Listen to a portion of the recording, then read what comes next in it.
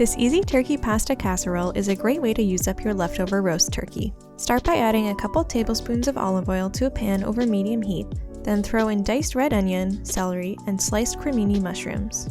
Stir this all together and cook down until the onions are soft and the mushrooms have browned. Now mix in a little garlic powder, then add some flour, which will help to thicken the sauce later.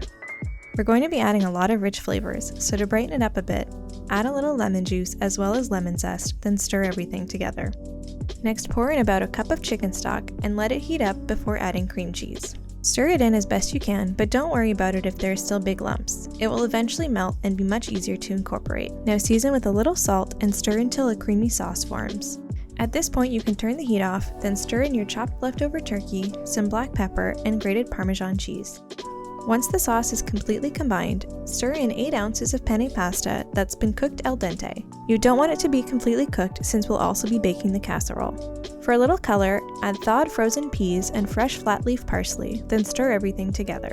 Most of the work is done now. You just need to transfer the pasta to a casserole dish, then bake in a 350-degree oven for about 30 minutes until the sauce is nice and bubbly. Serve hot for a comforting and simple meal your family will love. If you haven't already, hit that subscribe button for more delicious recipes.